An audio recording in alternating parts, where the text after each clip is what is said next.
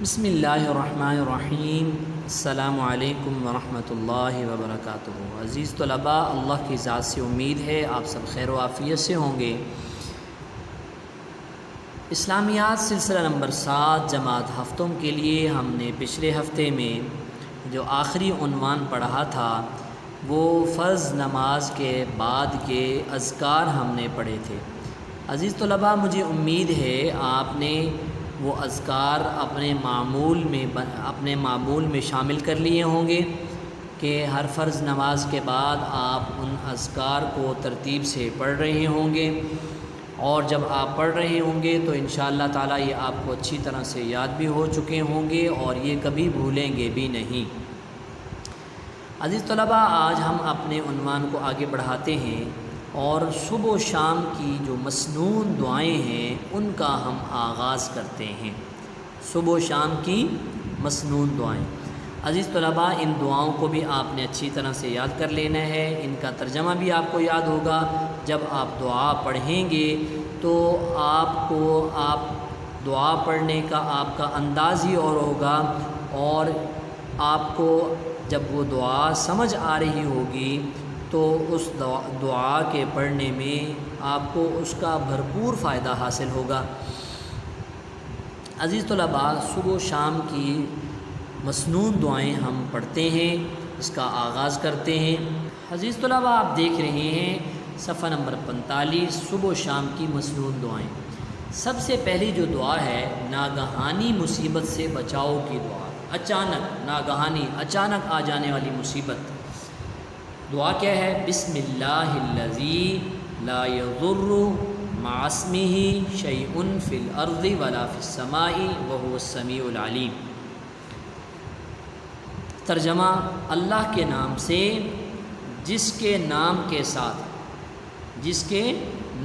ساتھ ہم نے صبح کی یا شام کی، آسمان یا زمین میں کوئی چیز نقصان نہیں دے سکتی۔ لا یضر، نہیں نقصان دے سکتی، آسمان میں یا زمین میں کوئی چیز، اور وہ سننے والا اور جاننے والا ہے۔ وہو السمیع العلیم، اور وہ سننے والا اور جاننے والا ہے۔ تو یہ دعا صبح و شام 3 مرتبہ پڑھنی چاہیے، تو اللہ پاک اس دعا کی برکت سے ہر قسم کی ناگہانی آفات سے اللہ محفوظ فرمائیں گے۔ موذی جانور کے شر سے بچنے کی دعا۔ کوئی بھی جانور جو کہ سخت قسم کا زہریلا جانور ہے، کاٹنے والا جانور ہے، سانپ ہے، بچھو ہے، کیا دعا ہے؟ اعوذ بکلمات اللہ التامات من شر ما خلق۔ اللہ کے کلمات تامہ کی پناہ لیتا ہوں، اللہ کے کلمات تامہ کی پناہ لیتا ہوں، یعنی مکمل کلمات، اس کی ہر مخلوق کے شر سے، چونکہ موذی جانور بھی اللہ کی مخلوق ہے، تو اس لیے جب اللہ کی پناہ میں انسان آ جاتا ہے تو پھر اللہ پاک اس کی ہر چیز سے حفاظت فرماتے ہیں۔ یہ دعا بھی صبح و شام 3 مرتبہ پڑھی جائے۔ مسنون دعائیں 3 قسم کی ہیں، یہ یہاں پہ سرخی دی گئی ہے، ہیڈنگ دی گئی ہے۔ عزیز طلباء، یہ ٹھیک نہیں ہے۔ اصل میں اس دعا کا عنوان یہ ہونا چاہیے: جسم، سماعت اور بصارت میں عافیت کی دعا۔ جیسے آپ پیچھے موذی جانور کے شر سے بچنے کی دعا آپ نے پڑھا، ناگہانی مصیبت سے بچنے کی دعا آپ نے پڑھا، اسی طرح عزیز طلباء یہ ہے جسم، سماعت اور بصارت میں عافیت کی دعا۔ کیوں؟ جب اس دعا کو پڑھیں گے، اس کا ترجمہ آپ سمجھیں گے تو آپ کو پتہ چل جائے گا کہ یہاں اوپر جو یہ عنوان آیا ہوا ہے مسنون دعائیں 3 قسم کی ہیں، تو یہ مناسب نہیں ہے۔ یہ مسنون دعائیں 3 قسم کی ہیں، یہ آپ پہلے پڑھ چکے ہیں۔ اللہم عافنی فی بدنی، اللہم عافنی فی سمعی، اللہم عافنی فی بصری، لا الہ الا انت۔ اے اللہ، آپ مجھے جسمانی صحت و عافیت عطا فرمائیے۔ اے اللہ، آپ میری قوت سماعت میں عافیت و سلامتی عطا فرمائیے۔ قوت سماعت یعنی سننے کی قوت۔ اے اللہ، آپ میری بینائی میں عافیت و سلامتی عطا فرمائیے، یعنی دیکھنے کی قوت۔ آپ کے علاوہ کوئی معبود نہیں، یہ دعا صبح و شام 3 مرتبہ پڑھی جائے۔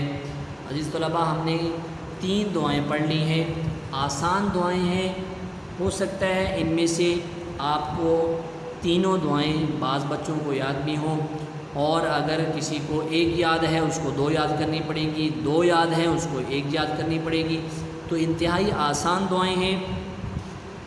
اس کے بعد سورۃ حشر کی آخری 3 آیات، یہ تو آپ کے لیے کوئی مشکل نہیں ہے، یہ تعوذ 3 مرتبہ پڑھیں، یعنی جب سورۃ الحشر کی آخری 3 آیات پڑھنی ہے تو اس سے پہلے یہ تعوذ جو ہے، تعوذ اعوذ باللہ من الشیطان الرجیم، لیکن یہ تعوذ کیا لکھا ہوا ہے؟ اعوذ باللہ السمیع العلیم من الشیطان الرجیم، یعنی السمیع العلیم، یہ 2 الفاظ اس میں زائد ہیں، تو یہ تعوذ 3 مرتبہ پڑھنے ہیں۔ اس کے بعد سورۃ الحشر کی 3 آیات پڑھنی ہے۔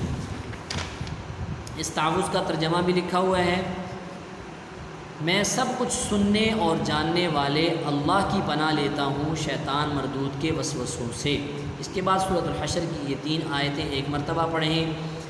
هو اللہ الذی لا الہ الا هو عالم الغیب والشہادہ هو الرحمن الرحیم هو اللہ الذی لا الہ الا هو الملک القدوس السلام المؤمن المہیمن العزیز الجبار المتکبر سبحان اللہ عما یشرکون هو اللہ الخالق البارئ المصور له الاسماء الحسنى یسبح له ما فی السماوات والارض وهو العزیز الحکیم۔ ترجمہ، وہ اللہ ہے جس کے سوا کوئی معبود نہیں، لا الہ الا ہو، پوشیدہ اور ظاہر کا جاننے والا ہے، عالم الغیب والشہادہ، وہ بڑا مہربان نہایت رحم کرنے والا ہے، هو الرحمن هو الرحیم، وہی اللہ ہے جس کے سوا کوئی عبادت کے لائق نہیں، هو اللہ الذی لا الہ الا هو، وہی اللہ ہے جس کے سوا کوئی عبادت کے لائق نہیں، الملک بادشاہ، القدوس ہر عیب سے سالم پاک، السلام امن دینے والا، المؤمن نگہبان غالب، السلام المؤمن المہیمن غالب زبردست، الجبار المتکبر بڑائی والا، اور سبحان اللہ عما یشرکون، اللہ ان لوگوں کے شریک مقرر کرنے سے پاک ہے۔ آگے هو اللہ الخالق، وہی اللہ تمام مخلوقات کا خالق ہے، پیدا کرنے والا ہے، الباری ایجاد و اختراع کرنے والا، یعنی جس چیز کو پہلے نہ بنایا گیا ہو، پہلی مرتبہ پیدا کرنے والا ایجاد اور اختراع کہتے ہیں، الباری، المصور صورتیں بنانے والا، لہ الاسماء الحسنی، اس کے سب اچھے سے اچھے نام ہیں، یسبح لہ ما فی السماوات والارض، جتنی چیزیں آسمانوں اور زمین میں ہیں سب اس کی تسبیح کرتی ہیں، وہو العزیز الحکیم، وہ غالب حکمت والا ہے۔ فائدہ عزیز طلباء آپ دیکھ لیں، سورۃ حشر کی ان 3 مذکورہ بالا آیتوں کو اس تعوذ مذکور کے ساتھ پڑھنے کی احادیث میں بہت فضیلت آئی ہے، اس کی پابندی ضرور کرنی چاہیے۔ حدیث میں آتا ہے کہ جو شخص اس طرح سے یہ 3 آیات پڑھے تو اس کے لیے اللہ تعالی شانہ 70,000 فرشتے مقرر فرما دیں گے جو شام تک اس پر رحمت بھیجتے رہیں گے، یعنی صبح میں اگر کوئی شخص پڑھتا ہے تو 70,000 فرشتے شام تک کے لیے اس پر رحمت بھیجتے رہیں گے، اس کے لیے دعائیں کرتے رہیں گے، اور اگر اس دن مر جائے گا تو شہید مرے گا، اور جو شخص شام کو یہ عمل کرے تو اس کے لیے اللہ تعالی شانہ جل شانہ 70,000 فرشتے مقرر فرما دیں گے۔ جو شام تک یہاں لکھا ہوا ہے تو عزیز طلباء یہ شام تک نہیں ہوگا بلکہ صبح تک اس پر رحمت بھیجتے رہیں گے، اور اگر اس رات مر جائے گا تو شہید مرے گا۔ یہ فضیلت ہے ان آیات کی۔ ان آیات کے ساتھ یہ تعوذ بھی پڑھنا ہے، اعوذ باللہ السمیع العلیم من الشیطان الرجیم، 3 مرتبہ یہ تعوذ پڑھنا ہے، پھر 3 مرتبہ یہ سورہ حشر کی آیات پڑھنی ہے۔ تو عزیز طلباء اتنی فضیلت والی بات ہے، اور جو آج ہم نے دعائیں سیکھی ہیں یہ ان دعاؤں کا اگر اپنی زندگی میں اہتمام کر لیں گے، معمول بنا لیں گے، تو انشاءاللہ تعالی ہر طرح سے اللہ ہماری حفاظت بھی فرمائیں گے، عافیت اور سلامتی والی اللہ زندگی عطا فرمائیں گے، اور اللہ تعالی ہر طرح سے ہر قسم کی برائی سے، شر سے، فتنے سے اللہ ہماری حفاظت فرمائیں گے۔ تو عزیز طلباء آپ نے ان دعاؤں کو اچھی طرح سے ترجمے کے ساتھ یاد کرنا ہے، اور پھر سب سے عام بات یہ ہے کہ ان کو اپنی زندگی کا معمول بنانا ہے، روزانہ کی بنیاد پر صبح و شام ان دعاؤں کا اہتمام کرنا ہے۔ اللہ آپ کو اپنے حفظ و امان میں رکھیں۔ عزیز طلباء آج کی ڈائری آپ نوٹ کر لیں، زبانی آپ کا یاد کرنے والا کام ہے، لکھنے والا کام نہیں ہے۔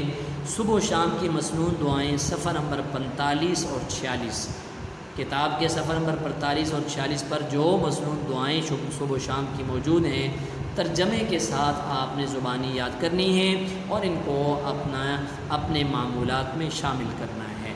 السلام علیکم ورحمۃ اللہ وبرکاتہ۔